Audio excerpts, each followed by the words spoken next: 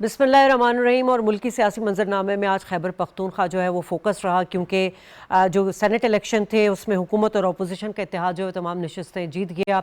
और जो हुकूमत और अपोजिशन का जो तयशुदा फार्मूला था, जिसके तहत हुकूमत जो के पास 6 और अपोजिशन के पास जो है 5 सेनेटर्स जो हैं वो मुंतखब हो चुके हैं।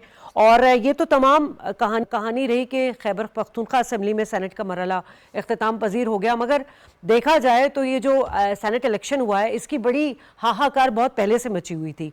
एक तो वजह ये थी कि इन इंतखाबात में पीटीआई के जो अंदरूनी इख्तलाफात हैं वो खुलकर सामने आए और हमने उस पर डिस्कस भी बहुत किया। पाकिस्तान तहरीक इंसाफ के जो नाराज़ उम्मीदवार थे 5 के करीब, उनमें से एक ने जो है वो इस इंतखाब में हिस्सा लिया, खुर्रम ज़ीशान ने, जबकि 4 दीगर नाराज़ उम्मीदवार जो है उन्होंने बॉयकॉट किया। और केपी में पार्टी क़यादत पर भी सेनेट इलेक्शन के हवाले से जो उनकी कैंडिडेट्स की जो फहरिस्त थी उस पर भी सवालात उठाए जा रहे हैं कि बानी पीटीआई तक वो फहरिस्त पहुंची नहीं और बहुत सारी जगहों पर उसमें रद्दोबदल भी किया गया।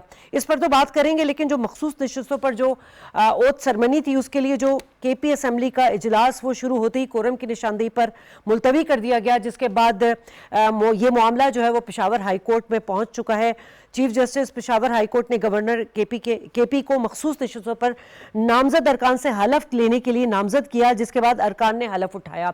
ये तमाम दिन की एक्टिविटीज़ रही, लेकिन आज जो हम डिबेट करेंगे अपने प्रोग्राम में कि इस सेनेट इलेक्शन में क्या चीज़ डिफरेंट थी। हॉर्स ट्रेडिंग तो नहीं हुई, लेकिन टिकट्स का क्या मोल भाव रहा, अनइवन क्या चीज़ें नजर आई, सरप्राइज किसने क्या किया। हमारे साथ जो गेस्ट मौजूद हैं उनका तारुफ करा दूं। हमारे साथ स्टूडियो में मौजूद है पाकिस्तान तहरीक इंसाफ से ताल्लुक़ रखते हैं मोहम्मद आरिफ अब्बासी साहब, शाकिर सोलंकी तज्ज़ियाकार हैं, और अरबाब खज़र हया साहब पाकिस्तान मुस्लिम लीग नून से हमें रिप्रेजेंट करेंगे। आरिफ साहब, सबसे पहले तो ये बताइए कि क्या केपी में पहले जो सेनेट इलेक्शन हुआ है, या वैसे हिस्टोरिकली हम बात कर लें, ये सेनेट इलेक्शन क्यों इतना पहले ही जो है वो उस पर मतलब तनकीद भी की जाती रही, पाकिस्तान तहरीक इंसाफ के अपने इख्तलाफात भी सामने आते रहे, साथ साथ ये है कि सबसे ज़्यादा मेन किरदार किसने निभाया इसमें, अली अमीन गंडापुर ने? नहीं, देखें, पाकिस्तान तहरीक बाकी जमातों से थोड़ी सी मुख्तलिफ है। यहाँ सिर्फ वो ऑर्डर नहीं चलते, यहाँ आगे से आर्गूमेंट्स भी होते हैं। अच्छा, हम जितने भी पीटीआई के लोग हैं, हम इमरान खान साहब से लेके नीचे तक जब भी कोई चीज़ डिस्कस होती है, कोई पॉलिसी मैटर होता है या टिकटों का मामला होता है, मैं खुद सिलेक्शन बोर्ड में भी रहा हूँ पार्लियामेंट में जाने से पहले, तो उसमें बड़ी हार्ड किस्म की हमारी आपस में बहस मुबाहिसा होता है एक कैंडिडेट पे। और फिर सियासी पार्टी एक ऐसी सियासी पार्टी जो middle class, lower middle class और गैर रवायती लोग जिसमें हो, मीन्स कि जिनकी बैकग्राउंड सियासी न हो और जो कंप्रोमाइज़ और जो मुनाफकत, सियासत को दूसरे मुनाफकत की गाली बना दिया गया था, उस कबीले से हट के हो, आम लोग हों। अच्छा। तो वहाँ ये ज़्यादा सख्त किस्म की हो जाती है फिर बातचीत। लेकिन आपके ही बड़े अहम मेंबर हैं आतिफ खान साहब, उन्होंने तो कहा है कि लिस्ट तो बानी पीटीआई तक पहुंची ही नहीं है और रद्दोबदल भी किया गया है, उनको पता ही नहीं है।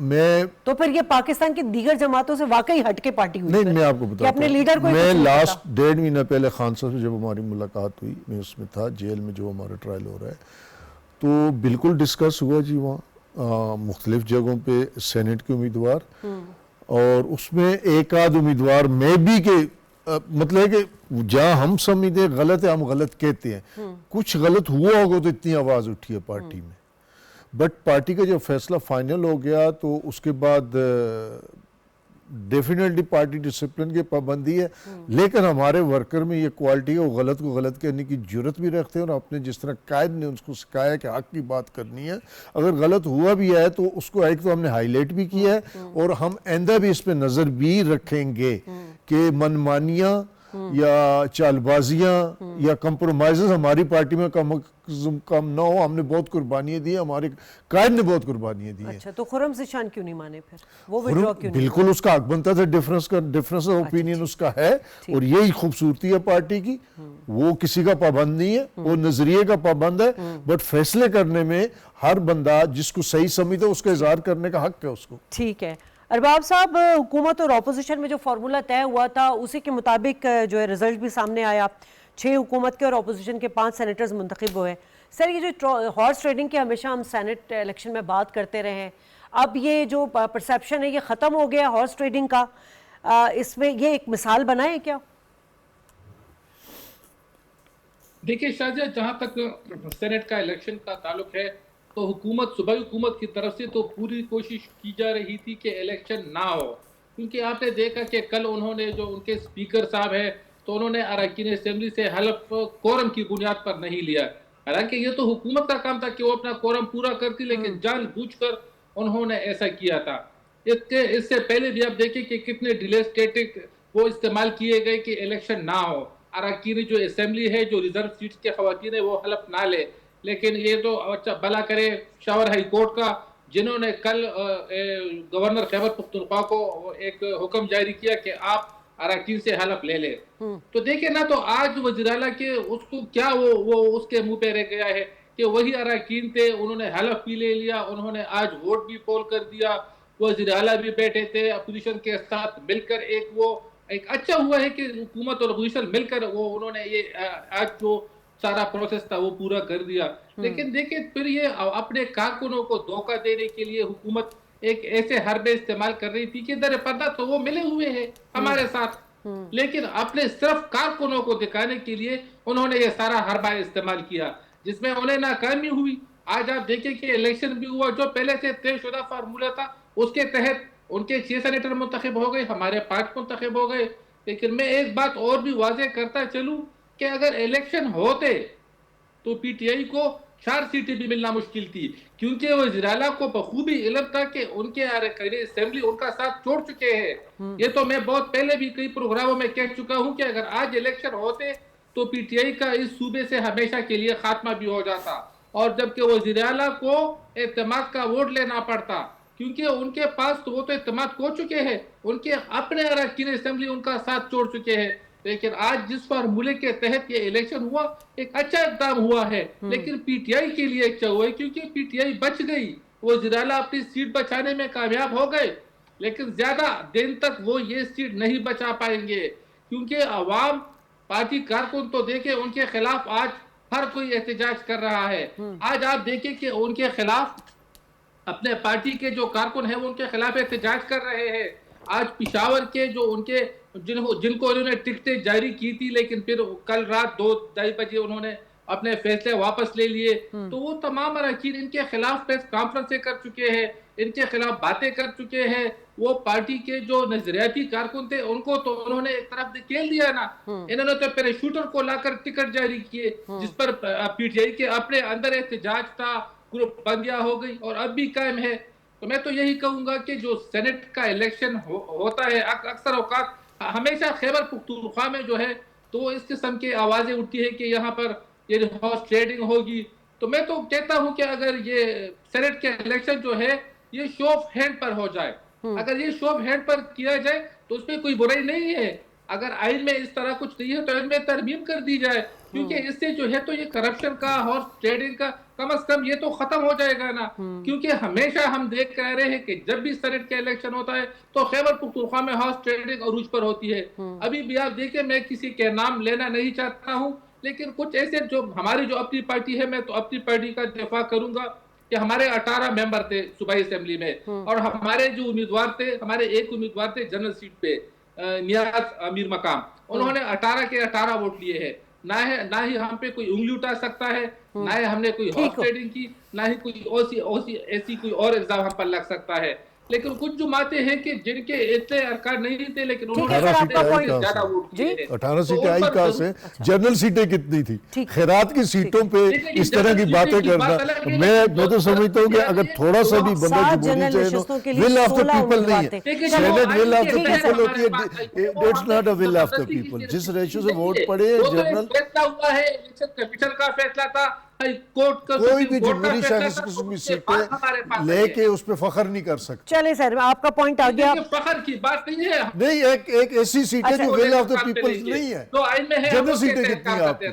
جنرل سیٹیں کتنی ہیں؟ ٹھیک ہے، چلیں میں شاکر صاحب کو بھی شامل گفتگو کروں، پھر ڈیبیٹ آگے کریں گے ہم۔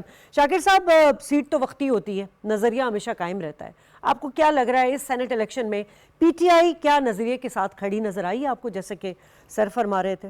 دیکھیں، معذرت کے ساتھ میرے کولیگ بیٹھے ہیں پی ٹی آئی کے دوست، لیکن پی ٹی آئی کا تو ویسے بھی کوئی نظریہ ہے، اس الیکشن کا تو الگ بات ہے، لیکن ویسے بھی کوئی نظریہ نہیں ہے، سیدھی سی بات ہے۔ لیکن یہ جو میں اس الیکشن کو اس اینگل سے دیکھ رہا تھا کہ یہ اگر جو آپ نے جملہ کہا کہ ہارس ٹریڈنگ نہیں ہوئی، ہارس ٹریڈنگ نہیں ہوئی تو اس میں جو پورا کردار ہے، کریڈٹ جاتا ہے وہ اپوزیشن کو جاتا ہے۔ اگر اپوزیشن چاہتی تو ہارس ٹریڈنگ ہو سکتی تھی، اپوزیشن چاہتی تو نشستیں زیادہ لے سکتی تھی، لیکن اپوزیشن نے نہیں چاہا۔ اپوزیشن نے کہا کہ بھائی ہمارا حق بنتا ہے 5 نشستیں، جتنی ہماری 53 تعداد ہے ممبران کی، تو اس حساب سے جے یو آئی کے 2 بنتے ہیں، پیپلز پارٹی کے 2 بنتے ہیں، نون لیگ کا 1 بنتا ہے، تو ہمارا 5 بنتا ہے۔ ویسے 6 سے 7 بھی نکال سکتے تھے، جس طرح کنڈی صاحب نے بھی کہا تھا کہ اگر الیکشن ہوتا ہے تو ہم 6 سے 7 نکال سکتے ہیں۔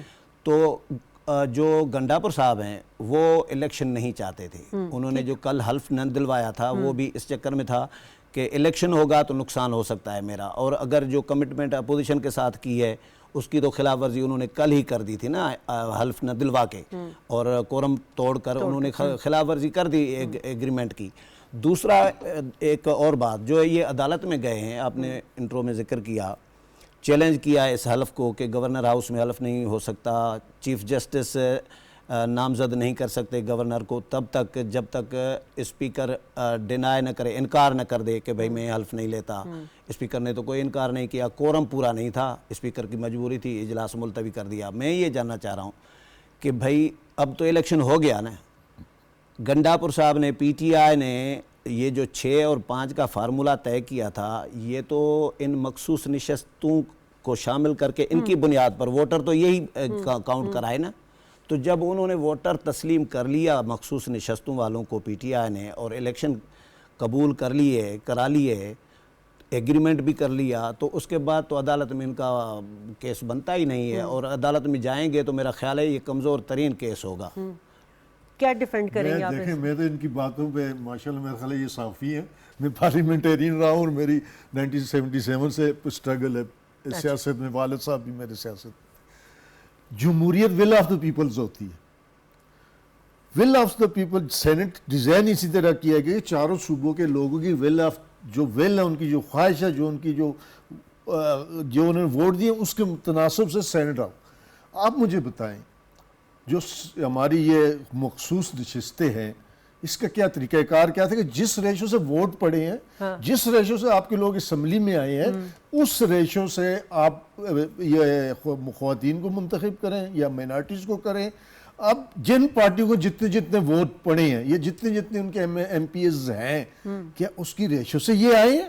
اس پہ میں تو کہتا ہوں یہ جمہوری شخص کو اس پہ شرمندگی ہونی چاہیے، رونا چاہیے، یہ اتنا بڑا نقصان ہے جمہوریت۔ ایک دفعہ مثال قائم ہو گئی تو آئندہ اس کا نقصان کسی پارٹی کو نہیں، اس کا نقصان جمہوریت کو ہے، اس کا نقصان اسمبلیوں کو ہے کہ ول of the people true will of the people assembly میں نہیں ہے۔ یہ تو سینٹ الیکشن پہ آپ میری بات سنیں نا، جس پارٹی کی صرف اتنا بتا دیجئے کہ جمہوری اگر ول آف دا پیپل ہے تو پھر جمہوریت کو ڈیلیور آپ لوگوں نے اپنے صوبے میں کیوں نہیں کیا؟ We are delivering, we are third, ہم تیسری دفعہ صوبے کے مسائل بالکل ڈسکس کریں، پنجاب کو بلوچستان کے شہر کو کمپیئر کریں کے پی کے سے۔ ہمیں لوگوں نے تیسری دفعہ کیوں 2/3 سے بھی زیادہ ووٹ دیے، 90% ووٹ دیے، کیونکہ ہم نے ڈیلیور کیا۔ 4 دفعہ تو پھر نون لیگ بھی آئی ہے تو ڈیلیورنس تو ان کی بھی بہت اچھی ہے نا۔ کا ریکارڈ ہے، اس نے سیکنڈ ٹائم پروونشل اسمبلی میں کسی کو چانس نہیں دیا لگاتار۔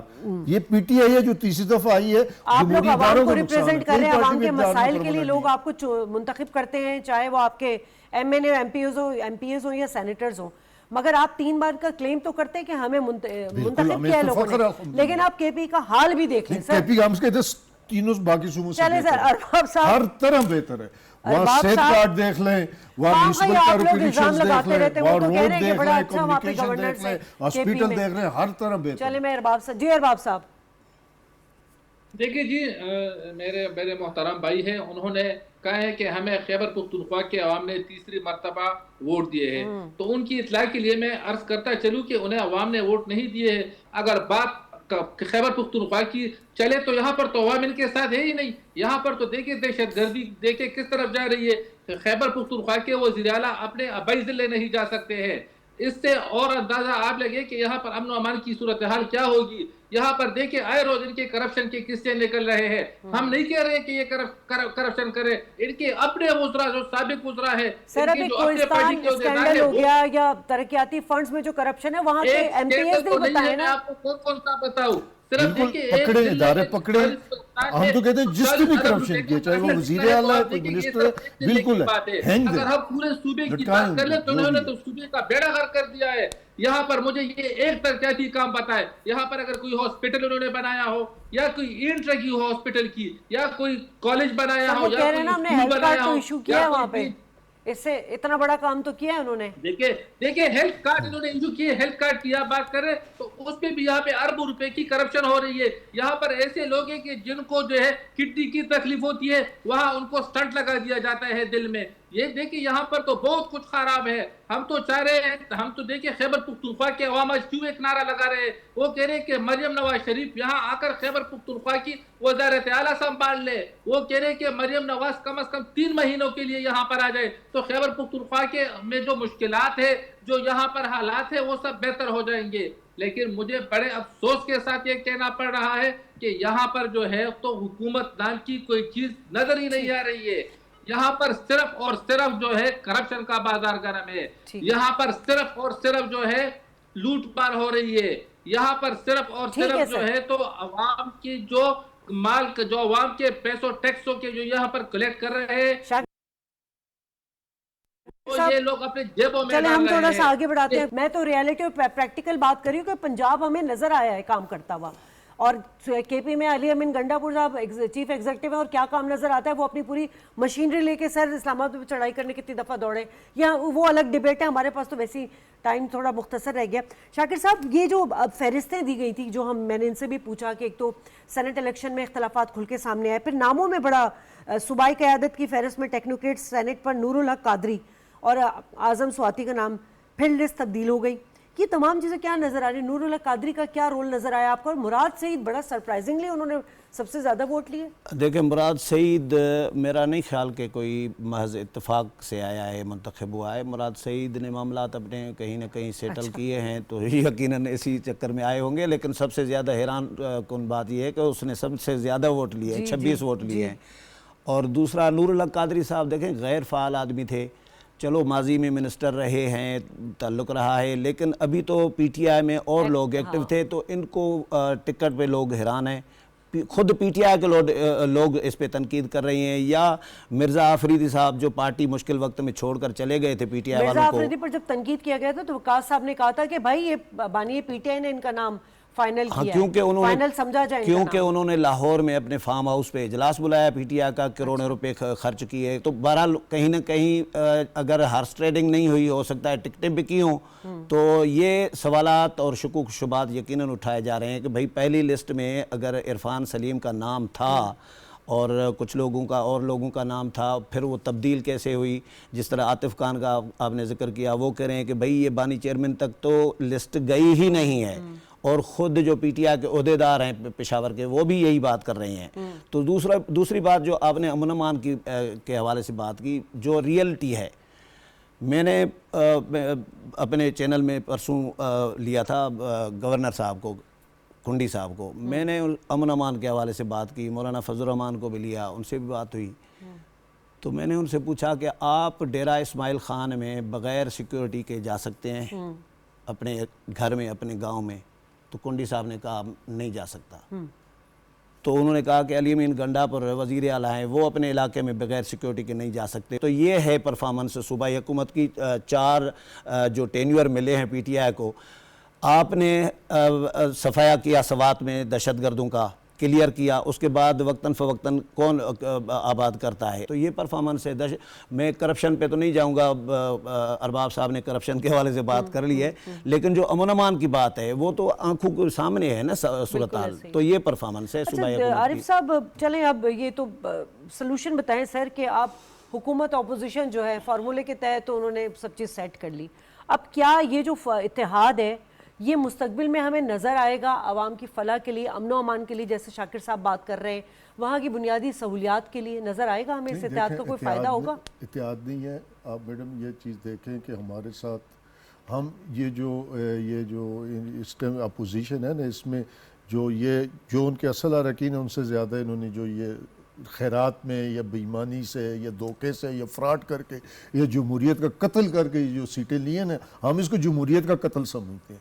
یہ جمہوری سیٹیں نہیں ہیں، ول آف دا پیپلز نہیں ہے. ان کو اتنے ووٹ نہیں ملے کہ ان کی مخصوص نشستیں اتنی ہوں جو ول آف دا کانسٹیٹیوشن تھی. جب کانسٹیٹیوشن میں یہ ڈالی گئی تھی خواتین کی 2002 میں، تو اس ٹائم یہی تھا کہ آپ کے چونکہ خواتین ڈائریکٹ نہیں آ سکتی، تو جتنے آپ کے ایم این اے یا ایم پی ایز ہیں اس کے ریشیوز ہیں. پہلے تو ہم سمجھتے ہیں جمہوریت کا قتل ہے، جمہوریت کے ساتھ فراڈ ہے.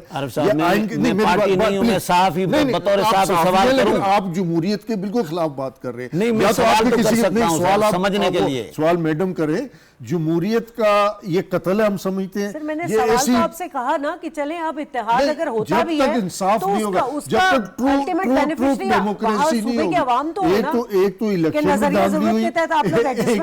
میں ڈال لی ہوئی، پھر یہ کہیں بھی کانسٹیٹیوشن میں یہ نہیں لکھا کہ آپ کے جتنے M Ps M N As ہیں ان سے زیادہ سیٹیں انہوں نے آئین میں جو ہے نا، آئین میں وہ یہ ہے کہ جتنے آپ کے ایم این ایز ہیں اسی ریشو سے آپ کی ہوگی مخصوص نشستیں جتنے آپ کے ایم پی ایز ہیں. وہاں یہ خیرات بانٹنے کا آئین میں کوئی ذکر نہیں. میڈم آئین میں یہ بھی لکھا ہوا ہے کہ آپ اگر کوئی پارٹی اگر الیکشن لڑ رہی ہے تو الیکشن سے پہلے اپنی ترجیحی فہرست الیکشن کمیشن میں جمع کرائے گی. تو کیا پی ٹی آئی بطور پارٹی الیکشن لڑی تھی؟ کیا سنی اتحاد کونسل بطور پارٹی الیکشن لڑی تھی؟ جے یو آئی پہ الزام لگاتی ہے. کہاں سے ہم نے ان کا مینڈیٹ چوری کیا؟ جو ہلکا مرضی کھول لیں، جو ہلکا مرضی کھول لیں، ری الیکشن کرا لیں. فائنل آپ کامنٹ کر دیں سر. ارباب صاحب جی ہاں جی، دیکھیں نا، مینڈیٹ تو ہمارا چوری ہوا ہے خیبر پختونخوا میں. ہم نے مانسیرا کی جو سیٹ تھی، میاں نواز شریف صاحب وہ بھاری سیرت سے جیت چکے تھے، لیکن جب صبح ریزلٹ آیا تو وہ الیکشن وہ ہار چکے تھے. یہاں پر پی ٹی آئی کے جس امیدوار کو دے کے 1,00,000 اور 50,000 اور 80,000، حالانکہ وہ جو ہے نا وہ اپنے علاقے میں کونسل کی سیٹ نہیں جیت سکتے، لیکن ان کو 50,000 اور 1,00,000 ووٹ ملے صوبائی اسمبلی میں. تو داخلی تو ہمارے ساتھ ہوئی ہے، ہمارا مینڈیٹ چوری ہوا ہے، اور یہ کہہ رہے ہیں کہ ہمارا مینڈیٹ چوری ہوا ہے. یہاں پر تو دیکھیں نا، ہم کارکردگی کی بنیاد پر بات کر رہے ہیں. تو خیبر پختونخوا میں دیکھیں، میں نے تو آپ کو پہلے ہی بتا دیا کہ یہاں پر مجھے آپ ایک ترقیاتی کام بتا دیں. یہاں پر صرف ایک بی آر ٹی انہوں نے بنائی ہے، اس میں بھی جو ہے وہ ابھی بھی انکمپلیٹ ہے، اور اس میں بھی اربوں روپے کی کرپشن ہوئی ہے. ان کے جو ہیلتھ کارڈ ہے اس میں اربوں روپے کی کرپشن ہو رہی ہے. ان کا ڈبا اسکینڈل دے کے، ان کا جو ہے وہ پشاور گرین سکینڈل دے کے، انہوں نے جو پتہ نہیں کتنے لاکھ وہ جو درخت لگا رہے تھے وہ سکینڈل آپ نکالے. تو دیکھیں اب کون سی، اگر ابھی میں شروع ہو جاؤں تو میرے خیال میں صبح تک ہم لگے رہیں گے، لیکن ان کی کرپشن کی کہانیاں ختم نہیں ہوگی. وہ کہتے ہیں نا کہ یہاں پر جو ہے ایک ایسی حکومت قائم ہے کہ جس کو حکومت کرنے کا طریقہ ہی نہیں آتا ہے. وہ صرف اور صرف کرپشن کو سمجھتے ہیں کہ ہم کتنے کرپشن کریں گے. دیکھیں شاہجہاں، جب پنجاب میں جب ہمارے کیبنٹ کے اجلاس ہوتے ہیں تو اس میں آئندہ جو پچھلا اجلاس ہوتا ہے اس کی کارکردگی بیان کی جاتی ہے. یہاں پر جو ان کے کیبنٹ اجلاس ہوتے ہیں تو ان میں کیا ہوتا ہے کہ ہم کب دھرنا دیں گے، کب ہم جلسہ کریں گے، کم ہم جو ہے آپ فلاں منسٹر نے اتنی کرپشن کی ہے، آپ کی منسٹری چینج ہو گئی ہے، اس ایم پی اے نے اتنی کرپشن کی ہے، یار آپ کو خبردار کیا جاتا ہے. ان کی یہ کارکردگی ہے. تو اس پر تو سوائے افسوس کے اور کچھ بھی نہیں کہا جاتا. آخری میں یہ بتانا چاہ رہا تھا کہ اپوزیشن جماعتوں کو قومی اسمبلی کے بعد اب سینٹ میں بھی 2/3 مل گئی ہے، 64 2/3 بنتا ہے، اور اپوزیشن نے وہاں پہ حاصل کر لیا ہے سینٹ میں بھی. ٹھیک ہے، چلیں میں تینوں مہمانوں کو شکریہ ادا کرنا چاہوں گی. مینڈیٹ چوری ہونے کی بات کرتی ہے، میں تو کہتی ہوں جو عوام کا مینڈیٹ چوری ہوا ہے، کیونکہ یہ تمام چیزیں اگر یہ جمہوریت کی بات کر رہے ہیں تو جمہور کے لیے کیا سوچا گیا ہے، چاہے وہ صوبہ ہو یا پاکستان تحریک انصاف دیگر جو باتیں کرتی ہے کہ پاکستان کے فلاح اور بہبود کے لیے، اس کی ترقی کے لیے جو ہے ہمارا جو مینڈیٹ چوری کیا گیا ہے. تو سوال تو یہاں یہ بھی بنتا ہے. پہلے سیگمنٹ سے میں اس وقت تمام تینوں مہمانوں کی اجازت چاہوں گی، بریک لوں گی، بریک کے بعد دوسرے سیگمنٹ پر بات ہوگی. ہمارے ساتھ رہیے گا.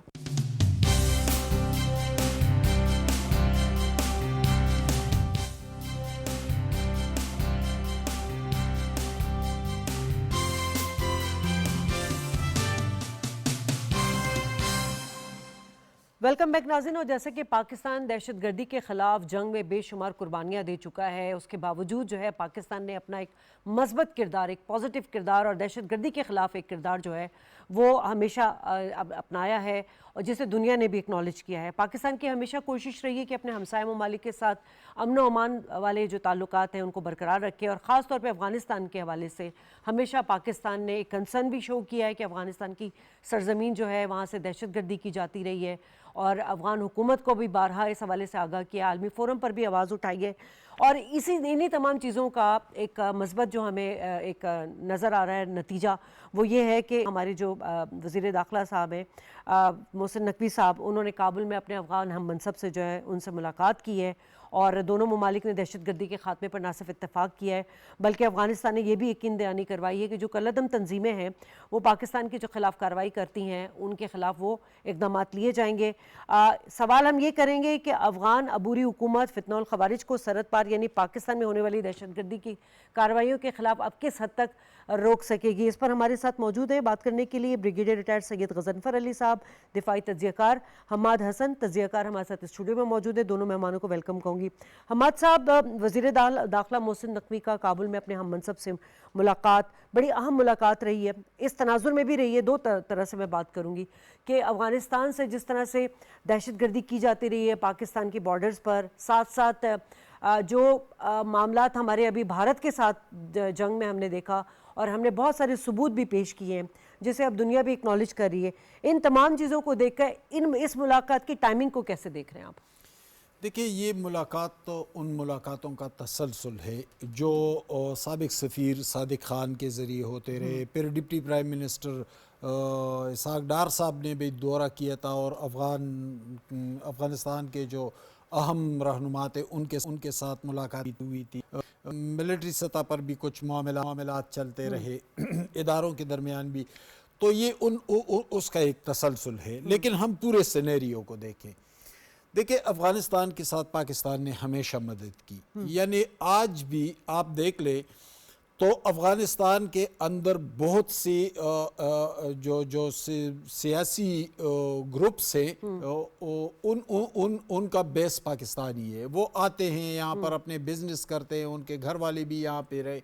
لیکن اس کے باوجود افغانستان کی یہ ناکامی ہے کہ وہاں پر جو انڈین پراکسیز ہے اس پر پوری طرح قابو نہیں پایا گیا. گو کہ کچھ عرصہ پہلے وہاں کے افغانستان پولیس کے ہیڈ ملا سعید نے ایک تقریب سے خطاب کرتے ہوئے ملا ہیبت اللہ اخونزادہ جو اسپریچول لیڈر ہے افغانستان کے, ان کا کھلا میسج ان کو پہنچا دیا تھا کہ جو لوگ ہمارے دوست ممالک کے اندر دہشت گردی کرتے تو ان کے لیے افغانستان میں کوئی جگہ نہیں ہے. لیکن وہاں پر چونکہ حکومتی ریٹ اتنی مضبوط ہے نہیں کہ وہ اس پر آسانی کے ساتھ قابو پا لے. اس کے ساتھ ساتھ وہاں پر اسلحے کی بہتات ہے, یعنی جو امریکن اسلحہ رہ گیا تھا اربوں ڈالر کا, تو ایک وہاں پر ملیٹنٹس گروپس بہت زیادہ ہے, القاعدہ بھی ہے وہاں پر, طالبان بھی ہیں, اور بھی کئی گروپس ہیں, یعنی بے حساب گروپس ہیں. اب ان پر قابو پانا تو افغان حکومت کی ذمہ داری ہے. لیکن اس کے ساتھ ساتھ پاکستان, چائنا, تاجکستان, دوسرے جو ممالک ہیں وہ بھی مدد کر رہے ہیں. لیکن بہرحال افغان حکومت کی ابھی تک ایک ناکامی اس میں دیکھنے میں آئی ہے. اب جو معاملات آگے چل رہے ہیں وہ بزنس کے ساتھ بھی ریلیٹڈ ہے, وہ امن کے ساتھ بھی ریلیٹڈ ہیں, اور وہ ایک نئے بلاک کے ساتھ بھی ریلیٹڈ ہے. یعنی ایک نئے بلاک جو وجود میں آ رہا ہے, جو چین کے ساتھ پاکستان مل کر بنا دیا ہے تقریباً, اس میں پاکستان بھی ہے, افغانستان بھی ہے, ایران بھی ہے, تاجکستان اور آذربائیجان بھی ہے. افغانستان اس کا ایک اہم حصہ ہے. یہاں پر جو ریلوے ٹریک منصوبہ تھا, یہ نواز شریف صاحب کی پچھلی حکومت میں $5 ارب اس کے لاگت کا تخمینہ تھا, لیکن وہ رک گیا تھا کیونکہ دہشت گردی ہو رہی تھی. اب یہ تمام معاملات اس کی طرف ڈائیورٹ کرنے کے لیے یہ جو کمیونیکیشن ہے, جو کوارڈینیشن ہے دونوں حکومتوں کے درمیان, دونوں ممالک کے درمیان, یہ اسی سلسلے کی کڑی ہے کہ بہت سارے پروجیکٹس ہیں, چائنا کی بھی ہیں, پاکستان کے بھی ہیں, اس بلاک کے بھی ہیں, سی پیک کی طرف معاملات آنے ہیں. اب بالکل دہشت گردی کے لیے کوئی سپیس نہیں ہے, اسے مکمل طور پر جڑ سے اکھاڑنا ہوگا. لیکن یہ پاکستان اکیلے نہیں کرے گا, اس میں افغان حکومت کو کردار ادا کرنا پڑے گا. غضنفر صاحب, آپ کس طرح دیکھتے ہیں وزیر داخلہ محسن نقوی کی اپنے ہم منصب سے ملاقات؟ کیا آپ کو واقعی لگتا ہے کہ پچھلی ملاقاتوں کا تسلسل ہے, یا اس وقت جو کرنٹ سچویشن ہے اس تناظر میں یہ ذرا مختلف نوعیت کی ملاقات رہی ہے؟ بہت بہت شکریہ شازیہ. بسم اللہ الرحمن الرحیم. کرنٹ سچویشن جو ہے وہ بھی اسی چیز کا تسلسل ہے جو پرانے وقتوں سے پاکستان کے اندر چلی آ رہی ہے, اور وہ ہے دہشت گردی کی فضا. اور وہ دہشت گردی جو ہے اور دہشت گردی کے گروپس جو ہیں, جیسے جو یہاں اس وقت آج کل دہشت گردی کر رہے ہیں, ان تمام کے تمام تانے بانے جو جا کے وہ افغانستان کے انڈیا سے ملتے ہیں. اب اور وہ آپ نے دیکھا کہ پچھلے دنوں بلوچستان میں جو کچھ ہوا ہے, جس طرح 9 لوگوں کو اتار کے اور آئیڈنٹی کارڈ دے کے گولی ماری گئی, وہ اس سے پہلے آپ دیکھیے گا اس قسم کے ایونٹ آپ کو بلوچستان کے اندر پہلے بھی نظر آئیں گے, گوادر میں بھی نظر آئیں گے, کوسٹل ہائی وے پہ بھی نظر آئیں گے, قلات کے نزدیک بھی نظر آئیں گے. تو وہ چیزیں ہیں, وہ جو گروپس ان میں انوالو ہیں, وہ اسی طرح اپنی ایکٹیویٹیز میں جو ہے وہ مشغول ہے. اور اس کو جو سپورٹ کرنے والے 2 ہی ممالک ہیں, ایک افغانستان ہے اور ایک بھارت ہے.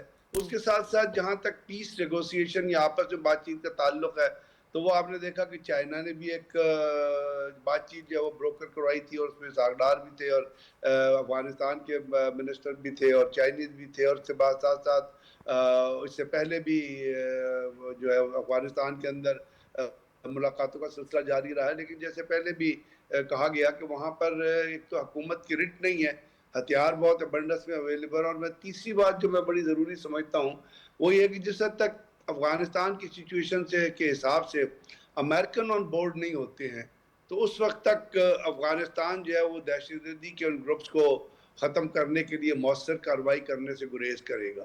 اس لیے کہ ابھی تک آپ کو پتا ہے امریکن افغانستان کی وہ تمام مدد کر رہے ہیں, وہ ہتھیار بھی چھوڑ کے گئے تھے, ابھی فائنینشیل اسسٹنٹ جتنی ہے ان کو تھرو وہ تمام کی تمام جو ہے وہ امریکن سورسز کے تھرو آ رہی ہے. تو یہ اس کے اندر ہمیں جو ایک چائنا, تو آپ کو پتا ہے کہ بار بار ملاقاتیں کرا رہا ہے, اور چائنا کا اس کے اندر چونکہ اکنامک انٹرسٹ ہے, وہ اکنامک انٹرسٹ BRI سے یا ون روڈ پروجیکٹ سے نہیں, بلکہ وہ افغانستان کے اندر جو ایمک مائنز میں جو افغانستان چائنا انویسٹ کر رہا ہے, پھر امو ریور میں کے اندر جو وہ تیل کی ایکسپلوریشن کے اندر وہ جو انوالو ہیں, اس کے اندر جو ان کی انویسٹمنٹ ہے, اس کے حساب سے چائنا جو ہے وہ اس بات میں انٹرسٹڈ ہے کہ اس خطے میں یا اس علاقے میں دہشت گردی کا خاتمہ ہو. کیونکہ یہ بھی یاد رکھیے گا کہ افغانستان کی حکومت نے چائنا کو یہ ایشور کرا دیا ہے کہ وہ ان کے علاقے میں افغانستان کے اندر سے دہشت گردی نہیں ہوگی, کیونکہ ایک تنظیم تھی. لیکن سر ہمارے جو گیسٹ ہیں حماد صاحب, ان کی بات بڑی ریلیونٹ ہے کہ یہ جو ملیٹنٹس گروپس ہیں اس پر قابو پانے کے لیے افغان حکومت کے پاس صلاحیت نہیں ہے. میں آپ سے عرض کر رہا ہوں کہ افغانستان حکومت کی رٹ نہیں ہے, لیکن آپ یہ بھی یاد رکھیے گا کہ یہ جو دہشت گرد گروپ ہے, یہ پورے افغانستان کے اندر نہیں پھیلے ہوئے ہیں. یہ ان کے جو ٹھکانے ہیں وہ اسپیسیفائڈ ایریاز میں ہیں, اور وہ جیسے نورستان سامنے آتا ہے, پاکتیا سامنے آتا ہے, ایون کابل کے اندر بہت سارے ایسے سیف ہاؤسز ہیں جو ان کو حقانی نیٹ ورک کے ذریعے پرووائڈ کیے گئے ہیں. تو اتنا کوئی بڑا مسئلہ نہیں ہے. وہ یا تو یہ ہوتا ہے نا کہ افغانستان کی لینتھ اینڈ بریڈتھ میں یہ گروپ پھیلے ہوئے ہوتے ہیں. No, they are not. They are specified to certain areas. تو اب اس ایریاز کے اندر تو میں نہیں سمجھتا کہ افغان حکومت کا کنٹرول نہیں ہے, اور افغان حکومت جہاں چاہتی ہے انٹرم حکومت وہاں اپنا کنٹرول قائم کر لیتی ہے. صرف ول کی ضرورت ہے, اور صرف اس چیز کو سمجھنے کی ضرورت ہے کہ ان کی جو سرزمین ہے اس کو پاکستان کے اندر دہشت گردی کی وارداتوں کے لیے استعمال کیا جا رہا ہے, باوجود اس کے کہ وہ دوحہ ایگریمنٹ میں یہ کمنٹ کر چکے ہیں کہ ہماری سرزمین جو ہے اس کو دہشت گردی کے لیے استعمال نہیں کیا جائے گا.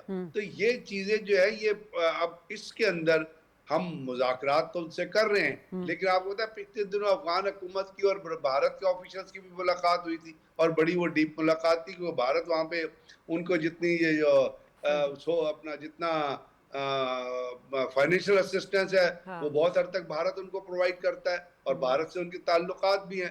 تو اب اس میں ہم امید کرتے ہیں کہ یہ ملاقاتیں جو افغانستان کے ساتھ, جیسے آج کی ملاقات کا آپ نے ذکر کیا, اور اس سے پہلے بھی ملاقاتوں کا ریفرنس حماد صاحب نے بھی دیا, اور وہ ہوئی بھی ہیں, تو ان پہ بیس کر کے افغانستان حکومت کے اندر یہ ول پیدا ہو, اور وہ یہ سمجھیں کہ وہ مسلمانوں کو ٹارگٹ کر رہے ہیں. وہ بھی ایک مسلم حکومت ہے, اور مسلمان اگر مسلمان کو ان کے ملک کے اندر سے ٹارگٹ کر رہے ہیں, اور وہ بھی اسلام کا نام لیتے ہیں, تو ہم یہاں بھی پاکستان میں جن لوگوں کو مارا جا رہا ہے وہ مسلمان ہیں, تو وہ تو پھر کسی طرف سے جسٹیفائی یہ بات نہیں کر سکتی کہ جی افغانستان حکومت کے ریٹ نہیں ہے. ٹھیک ہے. میں آپ سے کلیئرٹی سے کہتا ہوں افغانستان حکومت جہاں چاہتی ہے اپنی ریٹ قائم کر لیتی ہے, کیونکہ ریٹ قائم کرنے کے لیے آپ اس بات سے ایگری کر رہے ہیں. دوسرا آپ نے جو بات کی تھی ابھی کہ 3 چیزیں ہیں, بزنس ہو گیا, امن ہو گیا اور نیا بلاک ہو گیا.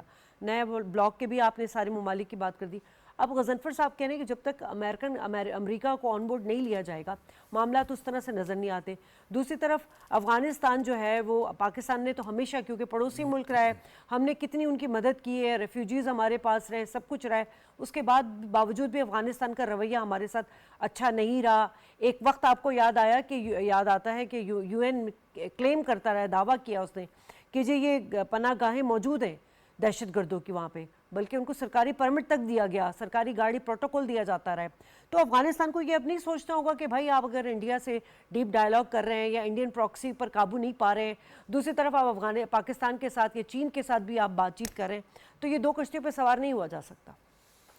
دیکھیے شازی, اب وہاں کے جو طاقتور ملیٹنٹس گروپس ہیں ان کا ٹارگٹ تو پاکستان ہی ہے, کوئی اور ہے نہیں. یعنی کوناڑ نورستان سائٹ جو انتہائی شمال میں ہے وہاں پر القاعدہ ہے. پھر ادھر مومند اور خیبر ایجنسی کے سامنے ننگرہار, جلال آباد, ان علاقوں میں مفتی نور ولی مسعود کے گروپ کے اثرات ہیں. پھر جب جنوب میں ہم جاتے ہیں پکتیکا سائٹ پہ تو وہاں پہ حافظ گل بہادر گروپ ہے. ان لوگوں نے اور کہاں پہ دہشت گردی کی, کہیں جا کے انڈیا میں تو نہیں کی نا. آ کر ہمارے لوگوں کو, ہمارے فوج پر حملے کرتے ہیں, ہمارے پولیس پر کرتے ہیں, ہمارے سویلین پر کرتے ہیں.